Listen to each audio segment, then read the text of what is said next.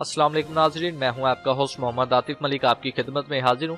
तो आज की इस वीडियो में हम बात करेंगे सऊदी अरेबिया की 3 अहम तरीन खबरों के हवाले से। तो जैसे कि आपको मालूम ही है कि पूरी दुनिया में वबाई मर्ज फैल चुका है, जो कि सऊदी अरेबिया में भी फैल चुका है, और सऊदी अरेबिया में इस वबाई मर्ज को कंट्रोल करने के लिए बहुत ही ज़्यादा इकदाम उठाए जा रहे हैं। उनमें से जो सबसे बड़ा इकदाम है वो ये है कि सऊदी हुकूमत ने फ़्लाइट वगैरह बंद कर दी है और सऊदी अरेबिया में कर्फ्यू लग गया है। फ़्लाइटें बंद कर दी है, फ़्लाइटों से बहुत ही लोगों का नुकसान हुआ है। कोई भी शख्स सऊदी अरेबिया जा नहीं सकता और ना ही कोई शख्स सऊदी अरेबिया से अपने मुल्क वापस जा सकता है। सो कुछ ऐसे गैर मुल्की हैं जो कि उम्रे या फिर विजिट के वीज़े पर सऊदी अरेबिया गए थे, लेकिन मुल्क को लॉकडाउन कर दिया गया और फ़्लाइटें वगैरह बंद कर दी गई, जिसकी वजह से वो गैर मुल्की अपने मुल्क वापस नहीं जा सके।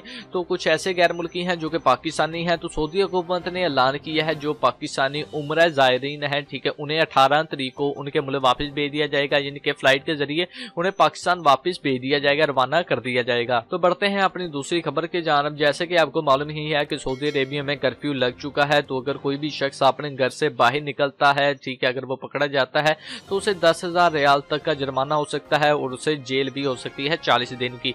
तो कुछ ऐसे गैर मुल्की हैं जो कि गैर कानूनी तरीके से कर्फ्यू के पास बना रहे हैं और गैर मुल्कियों को सेल कर रहे हैं, ठीक है। अगर आप भी फेक कर्फ्यू का पास किसी गैर मुल्की से खरीदते हैं या फिर किसी सऊदी शहरी से खरीदते हैं, इस सूरत में अगर आप पकड़े जाते हैं तो आपको 5 साल की कैद हो सकती है और 5 लाख रियाल का फाइन भी हो सकता है। तो बढ़ते हैं हम अपनी तीसरी और आखिरी खबर की जानब। तो सऊदी अरेबिया में एक न्यूज़ बहुत ही ज़्यादा वायरल हो रही है, जिसमें यह कहा जा रहा है कि 1 साल तक एयरपोर्ट फ्लाइटें वगैरह बंद रहेंगी। कोई भी शख्स ना सऊदी अरेबिया में आ सकता है और ना ही सऊदी अरेबिया से बाहर जा सकता है। इस मामले को मद्देनजर रखते हुए जवाजात ने रिस्पॉन्स किया है और मिनिस्ट्री ऑफ लेबर और मिनिस्ट्री ऑफ इंटीरियर ने रिप्लाई किया है कि इस मामले में हम कुछ नहीं कह सकते। हम यही उम्मीद करते हैं कि बहुत ही जल्द कोरोना वायरस का हमें हल मिल जाएगा, इसकी वैक्सीन तैयार हो जाएगी।